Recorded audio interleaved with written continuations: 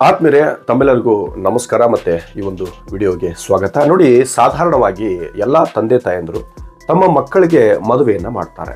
So ಅವರು ಮದುವೆಯನ್ನು ಮಾಡಿದ ನಂತರ ಲೈಂಗಿಕ ಸಂಭೋಗ ಮಾಡೋಕ್ಕೆ ತನ್ನ ಮಗ ಸಮರ್ಥನಿದಾನೋ ಇಲ್ವೋ ಅನ್ನೋದು ಆ ಹೆತ್ತವರಿಗೆ ಹೇಗೆ ಗೊತ್ತಾಗುತ್ತೆ? ಹಾಗೊಂದು ವೇಳೆ ಈ ಒಂದು ಯಾವುದೇ ಹುಡುಗ ತಾನು ಹೆಂಡತಿಗೆ ಸಂತಾನವನ್ನು ನೀಡಿದ ಗಂಡಸು ಅಂತ ತಿಳಿದು ಕೂಡ ಆತ ಮನಸೋ ಇಚ್ಛೆ ಮದುವೆ ಆದರೆ ಅದರಲ್ಲಿ ಪಾಲಕರ ಪಾತ್ರ ಏನಿರುತ್ತೆ? ಅವ್ರ ತಪ್ಪೇನಾದರೂ ಇರುತ್ತಾ?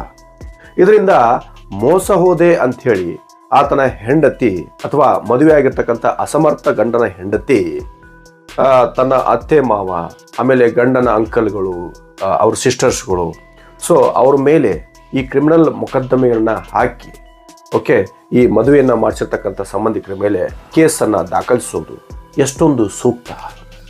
ಇವೆಲ್ಲವನ್ನ ವಿಷಯವನ್ನು ನಾವು ಇವತ್ತು ಚರ್ಚೆ ಮಾಡ್ತಾ ಇದ್ದೀವಿ. ಸೊ ಇಂಥದ್ದೇ ಒಂದು ಪ್ರಕರಣಕ್ಕೆ ಸಂಬಂಧಪಟ್ಟ ಹಾಗೆ ಮಹಾರಾಷ್ಟ್ರದಲ್ಲಿ ಒಂದು ಘಟನೆ ನಡೆದಿತ್ತು.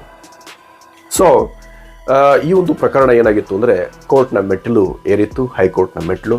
ಸೊ ಈ ಒಂದು ಪ್ರಕರಣಕ್ಕೆ ಸಂಬಂಧಪಟ್ಟ ಹಾಗೆ ಮಾನ್ಯ ಮುಂಬೈನ ಹೈಕೋರ್ಟ್ ಏನು ಹೇಳಿದೆ ತನ್ನ ತೀರ್ಪಿನಲ್ಲಿ ಅಂತಕ್ಕಂಥದ್ದನ್ನು ನಾವು ಇವತ್ತು ನೋಡೋಣ. ಬನ್ನಿ.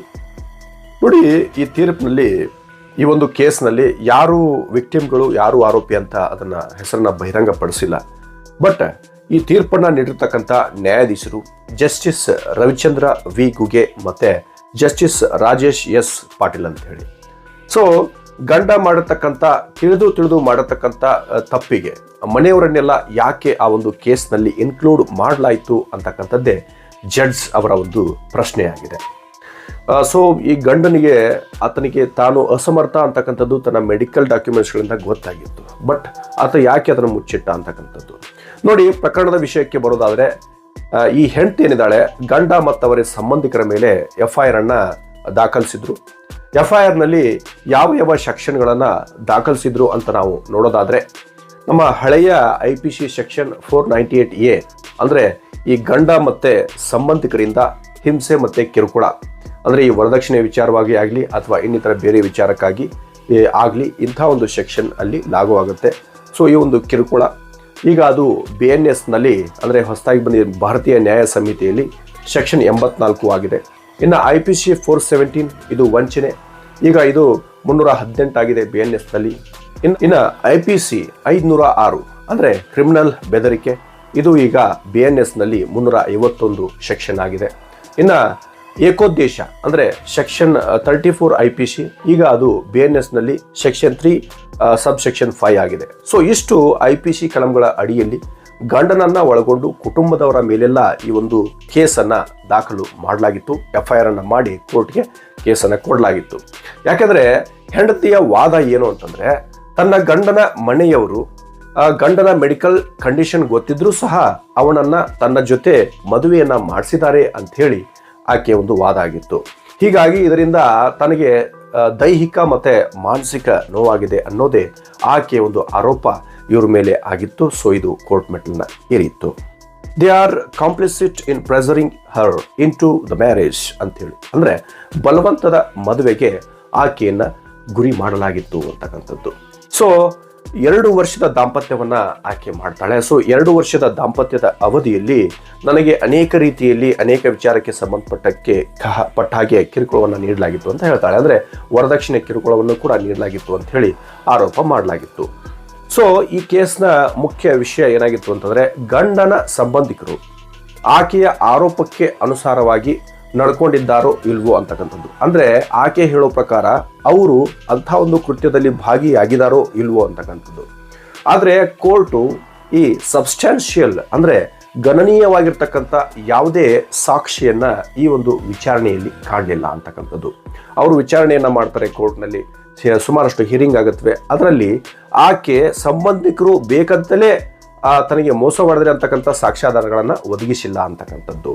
ಸೊ ಅವರು ಮೋಸ ಮಾಡಿದರೆ ಅಂತಕ್ಕಂಥ ಯಾವುದೇ ಪ್ರೈಮಾ ಫೇಸಿ ಅಂತಕ್ಕಂಥದ್ದು ಅಂದರೆ ಪ್ರಾಥಮಿಕ ದೃಷ್ಟಿಕೋನದ ಯಾವುದೇ ಸಾಕ್ಷ್ಯಾಧಾರಗಳು ಲಭ್ಯ ಇಲ್ಲ ಅಂತಕ್ಕಂಥದ್ದನ್ನು ಕೋರ್ಟು ಮನಗಂಡಿತ್ತು. ಅದು ಅಲ್ಲದೆ ಕೋರ್ಟು ತನ್ನ CRPC, ಮಾನ್ಯ ಹೈಕೋರ್ಟ್ ತನ್ನ CRPC 482 ಪ್ರಕಾರ ತನ್ನ ಅಧಿಕಾರವನ್ನು ಬಳಸಿ ಪ್ರಸ್ತುತ FIR ಅನ್ನು ಭಾಗಶಃ ರದ್ದುಗೊಳಿಸಿ ಕೇಸ್ನಲ್ಲಿ ಸಂಬಂಧಿಕರನ್ನ ಹೊರತುಪಡಿಸಿ ತಂದೆ ತಾಯಿಗಳು ಮತ್ತು ಸಂಬಂಧಿಕರನ್ನ ಹೊರತುಪಡಿಸಿ ಅವರನ್ನ ವಿಚಾರಣೆಯಿಂದ ಹೊರಗಿಟ್ಟು ಕೇವಲ ಗಂಡನ ಮೇಲೆ ಮಾತ್ರ ಈ ಒಂದು ಕ್ರಿಮಿನಲ್ ಮೊಕದ್ದಮೆಯನ್ನು ಅದರ ಒಂದು ವಿಚಾರಣೆಯನ್ನು ನಡೀಲಿ ಅಂತ ಹೇಳಿತು. ಸೊ ಹೀಗಾಗಿ as far as this case concerned, the court has noted that the husband's more medical condition is confined to himself.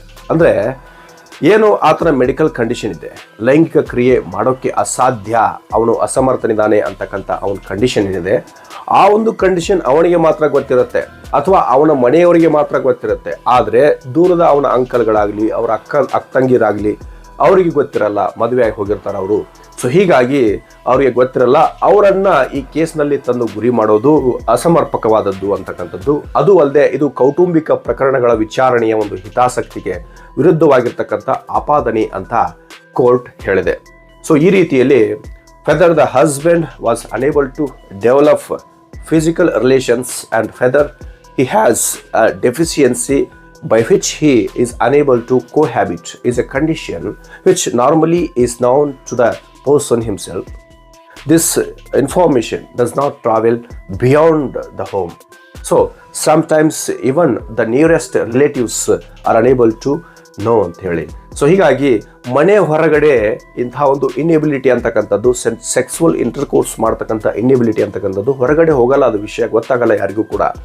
But ಅದು ಮನೆಯಲ್ಲೇ ಉಳ್ಕೊಳ್ಳುತ್ತೆ. ಕೆಲವು ಸಂಬಂಧಿಕರಿಗೆ ಗೊತ್ತಾಗುತ್ತೆ, ಆದರೂ ಕೂಡ ಕೆಲವು ಸರಿ ಗೊತ್ತಾಗದೇ ಇರ್ಬೋದು. ಹೀಗಾಗಿ ಅವರನ್ನು ಗುರಿ ಮಾಡೋದು ಸಾಧ್ಯ ಇಲ್ಲ ಅಂಥೇಳಿ ತನ್ನ ಆದೇಶವನ್ನು ಕೋರ್ಟ್ ನೀಡಿದೆ. ಸೊ ಹೀಗಾಗಿ ಮದುವೆ ಮಾಡೋಕೆ ಬಂದವ್ರ ಮೇಲೂ ಕೇಸನ್ನು ಹಾಕಿ ಅವರನ್ನು ಕೂಡ ಅಪರಾಧಿ ಮಾಡೋಕೆ ಹೊರಟ ಈ ಒಂದು ಅನಾಮಧೇಯ ನಾರಿ ಅಥವಾ ಈ ಮಹಿಳೆಗೆ ಈಗ ಮುಖಭಂಗ ಆಗಿದೆ.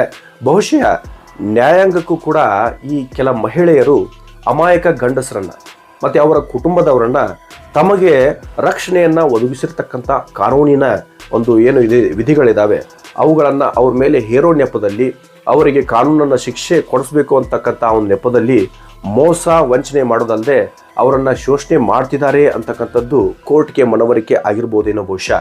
ಸೊ ಹೀಗಾಗಿ ಕೋರ್ಟ್ ಕೂಡ ತನ್ನ ವಿಷಾದವನ್ನು ವ್ಯಕ್ತಪಡಿಸಿ ಸೊ ಪಾರ್ಷಿಯಲಿ ಅದು ಕ್ವ್ಯಾಶ್ ಮಾಡಿದರೆ ಆ ಒಂದು ಕೇಸನ್ನು, ಆ ಒಂದು ಸಂಬಂಧಿಕರನ್ನು ಆ ಕೇಸಿಂದ ಹೊರಗಡೆ ಬಿಡಬೇಕು, ಕೇವಲ ಆ ಗಂಡನ ಮೇಲೆ ಮಾತ್ರ ಈ ಮೊಕದ್ದಮೆಯನ್ನು ಚಲಾಯಿಸಬೇಕು ಅಂತ ಹೇಳಿ ಅದು ತನ್ನ ಆದೇಶವನ್ನು ನೀಡಿದೆ. ಸೊ ಇದು ಇವತ್ತಿನ ಒಂದು ವಿಶೇಷವಾಗಿರ್ತಕ್ಕಂಥ ಒಂದು ಮುಂಬೈ ಹೈಕೋರ್ಟ್ನ ತೀರ್ಪು. ತಮ್ಮೆಲ್ಲರಿಗೂ ಈ ಒಂದು ವಿಡಿಯೋ ನೋಡಿದ್ದಕ್ಕಾಗಿ ಧನ್ಯವಾದಗಳು. ಶುಭ ದಿನ.